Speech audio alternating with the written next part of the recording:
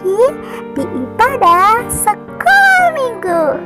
Di mana lagi kalau bukan di Generasi Dauti. Ibadah sekolah minggu segera dimulai. Teman-teman, ayo ambil Alkitabnya. Duduknya rapi. Gak boleh makan atau minum ya.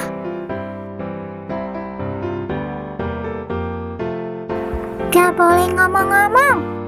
Gak boleh jalan-jalan. Kita harus hormat kepada Tuhan. Selamat mengikuti ibadah.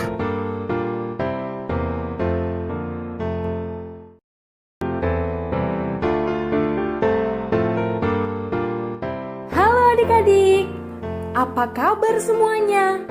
Miss harap adik-adik semua baik, sehat, dan sudah siap beribadah kepada Tuhan ya. Mari kita memuji Tuhan dengan judul lagu Ajarku Berdoa.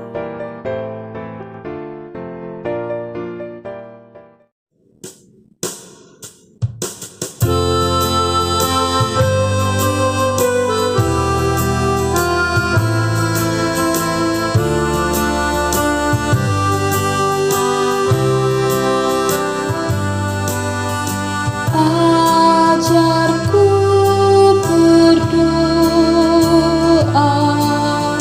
ajar percaya, ajarku cinta Yesus sepenuh hati.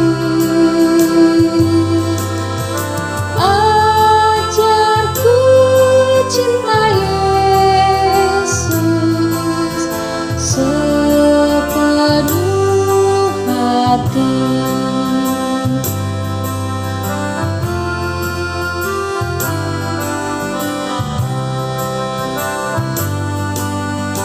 Ajarku berdoa, ajar percaya,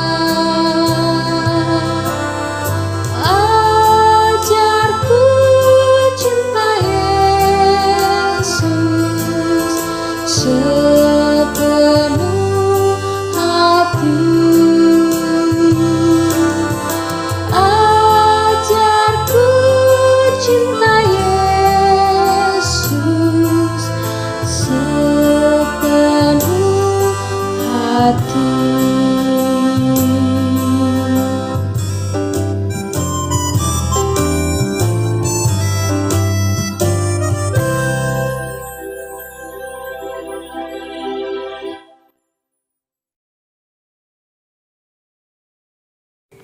Mari kita berdoa. Tuhan Yesus, kami bersyukur untuk kasih-Mu kepada kami. Engkau masih memelihara kehidupan kami, dan hari ini kami bisa beribadah kepada Tuhan. Tolonglah kami Tuhan, supaya kami hormat dan mengerti firman-Mu. Dalam nama Tuhan Yesus, kami bersyukur dan berdoa. Amin. Adik-adik, masih ingat firman Tuhan minggu lalu? Tentang apa ya? Ya, benar. Yaitu tentang Allah berbicara kepada bangsa Israel supaya jangan mengucapkan saksi dusta tentang sesamanya. Firman Allah itu juga disampaikan kepada kita loh adik-adik. Allah mau supaya kita tidak berbohong. Karena perbuatan itu dosa, melukai hati Allah, dan tanda bahwa kita mau mengikuti iblis yang adalah bapa segala dusta. Adik-adik, pernahkah adik-adik ingin mempunyai banyak mainan? Pernahkah adik-adik ingin mempunyai banyak baju yang bagus. Wah, senang sekali ya jika kita mempunyai apa saja yang kita inginkan. Tetapi, tahukah adik-adik bahwa menginginkan sesuatu itu bisa menyebabkan manusia berdosa? Mau tahu jawabannya? Ayo kita baca firman Tuhan dari Keluaran 20 ayat 17.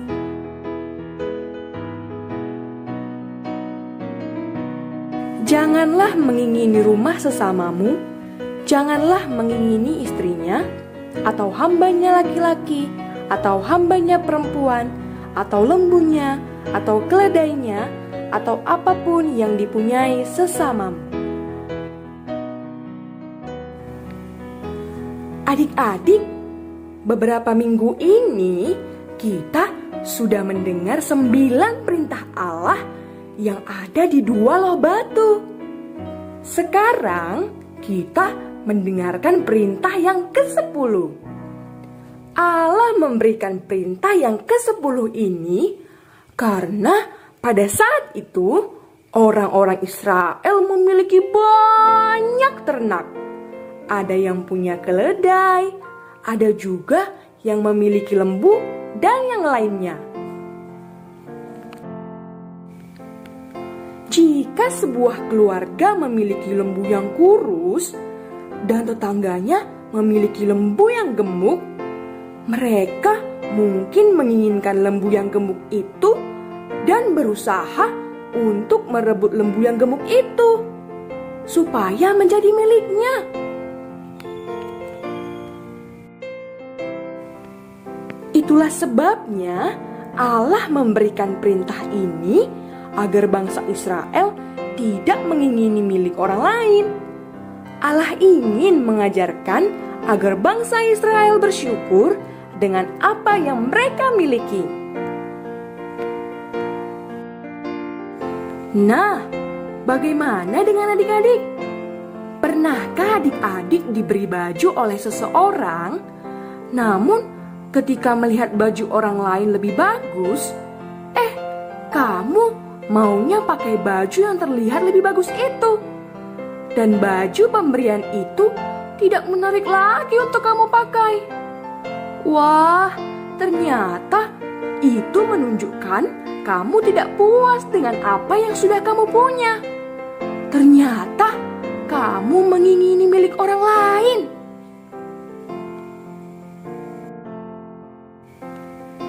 Sekarang kita akan melihat bagaimana seorang raja Samaria yang sangat kaya, tetapi ia mengingini milik orang lain. Siapakah dia? Yuk, mari kita dengar. Pada suatu hari, seorang raja Samaria yang bernama Raja Ahab sedang berdiri melihat-lihat sekeliling istananya. Raja Ahab melihat di samping istananya ada kebun anggur yang sangat bagus.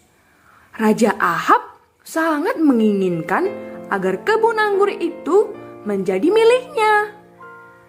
Pemilik kebun anggur itu adalah Nabot. Nabot mengurus kebun anggur itu dengan baik, dan kebun anggur tersebut merupakan warisan keluarganya.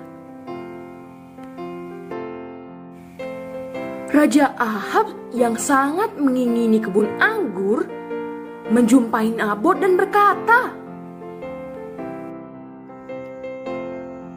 "Berikanlah kebun anggurmu itu kepadaku, sebab kebun itu dekat dengan istanaku.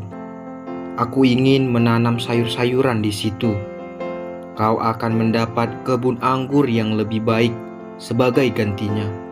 Atau kalau kau mau, aku akan membelinya dengan harga yang kau minta." Lalu Nabot berkata, "Aku tidak akan pernah memberikan tanahku kepadamu. Tanah itu milik keluargaku." Setelah mendengar perkataan Nabot, Raja Ahab pulang kembali ke istana dan ia sangat kesal dan marah. Ia tidur dengan menutupi mukanya dan tidak mau makan adik-adik. Raja Ahab kesal karena keinginannya tidak bisa ia dapatkan.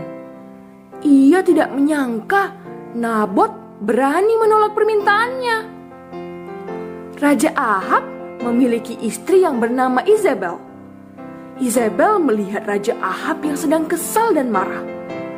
Lalu Izebel menjumpai Raja Ahab dan bertanya kepadanya, Mengapa engkau kesal? Mengapa engkau tidak mau makan? Jawab Raja Ahab, Aku berkata kepada Nabot, berikanlah kebun anggurmu itu kepadaku, sebab kebun itu dekat dengan istanaku. Aku ingin menanam sayur-sayuran di situ. Kau akan mendapat kebun anggur yang lebih baik sebagai gantinya, atau aku akan membelinya dengan harga yang layak. Tetapi Nabot menjawab, Aku tidak akan pernah memberikan tanahku kepadamu. Tanah itu milik keluargaku. Lalu Izebel berkata,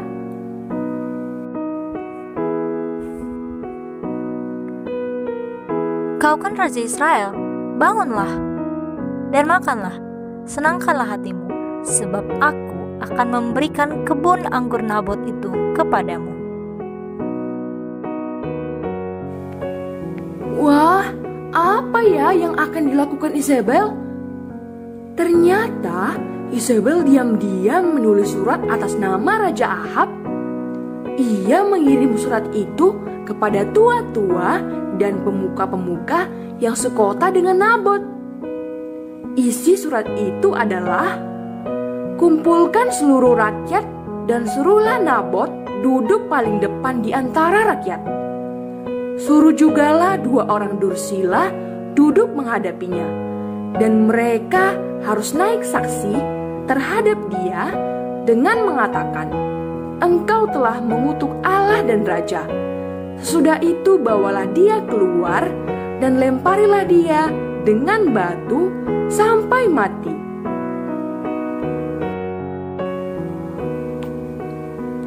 Wah, ternyata Nabot akan difitnah dan akan dibunuh adik-adik. Setelah suratnya dimeterai, Izebel menyuruh hambanya mengirim kepada tua-tua dan pemuka-pemuka tersebut. Ketika mereka membaca surat itu, langsunglah mereka melakukan perintah yang ada di surat itu. Datanglah 2 orang dursila duduk menghadapi Nabot.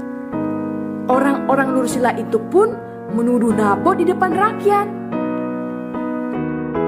Nabot mengutuk Allah dan Raja.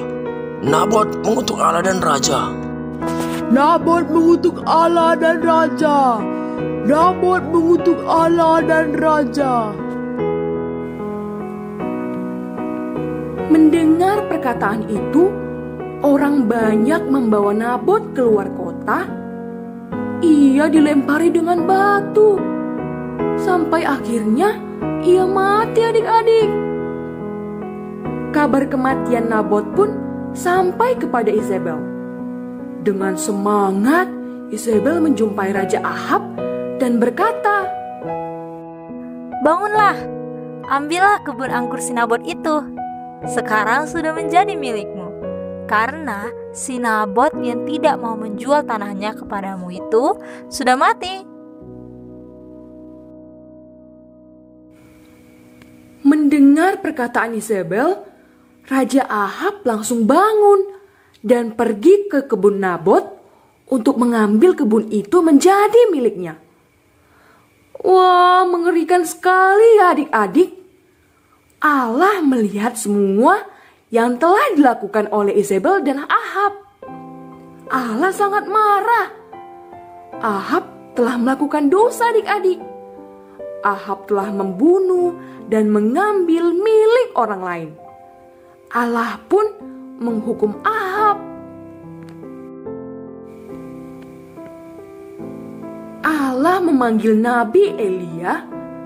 Nabi Elia disuruh Allah untuk menjumpai Raja Ahab. Nabi Elia pun menjumpai Raja Ahab dan menyampaikan hukuman dari Allah. Allah akan mendatangkan bencana kepada Raja Ahab. Allah akan menyingkirkan Raja Ahab dan tidak ada seorang pun laki-laki dari keluarga Raja Ahab yang hidup. Semuanya akan mati.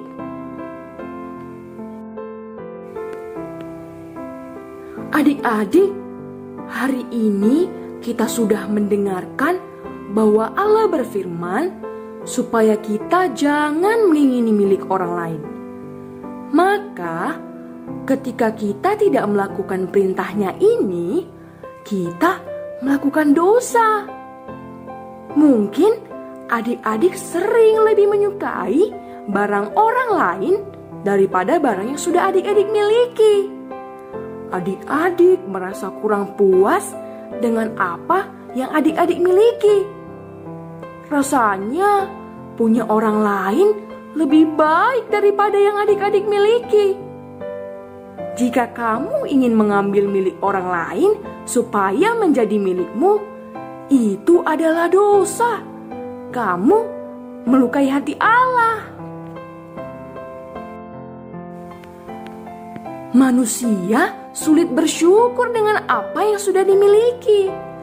Manusia terus merasa tidak puas, sampai manusia bisa berbuat jahat untuk mengambil milik orang lain. Adik-adik, mengapa ya hal itu bisa terjadi? Ya, benar. Karena semua manusia sudah berdosa.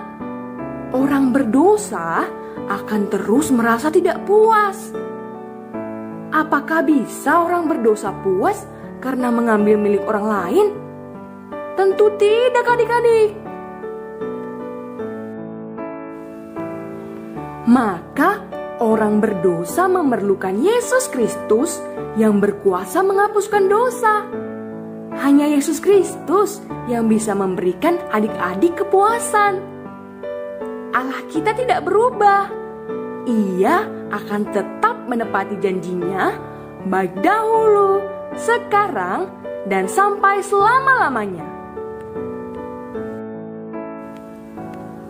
Percayalah kepada Yesus Kristus yang berkuasa melepaskan adik-adik dari dosa dan memberikan adik-adik kepuasan dan hidup yang kekal.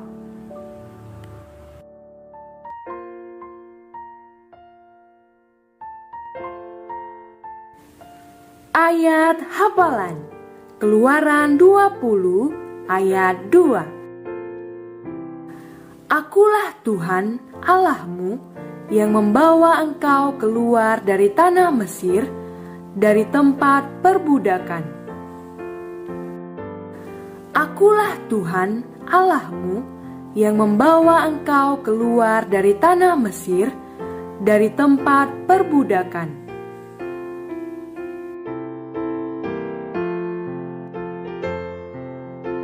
Mari kita bernyanyi dengan judul lagu Apa yang Dicari Orang.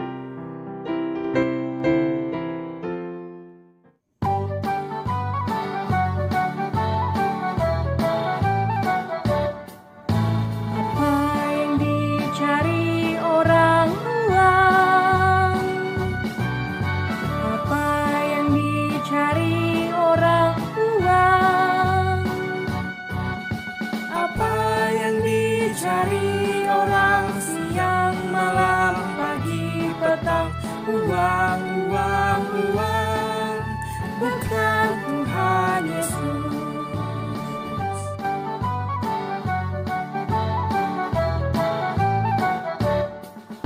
Siapa yang dicari Tuhan sayang? Siapa yang dicari Tuhan sayang? Siapa yang dicari Tuhan siang, malam, pagi, petang? Saya, orang yang berdosa.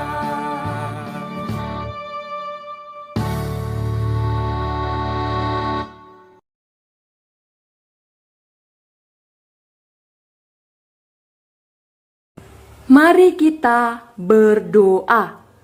Tuhan Yesus yang baik, kami sangat bersyukur untuk firman-Mu yang boleh kami dengarkan. Biarlah firman-Mu tersimpan di hati kami, dan tolonglah kami supaya kami dapat percaya kepada Tuhan. Terima kasih Tuhan Yesus, di dalam nama-Mu kami telah berdoa. Amin.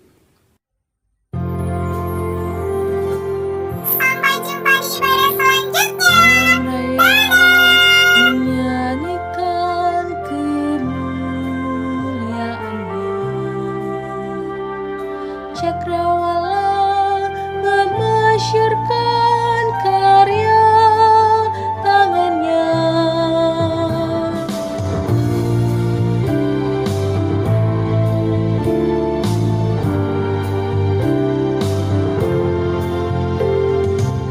Dengan firman-Nya yang ajaib, tercipta karyanya. Siang dan malam, langit dan bumi, semua yang ada. Burung-burung berkicauan menyambut sang surya. Bunga bermekaran, alam riang-riang memuji namanya.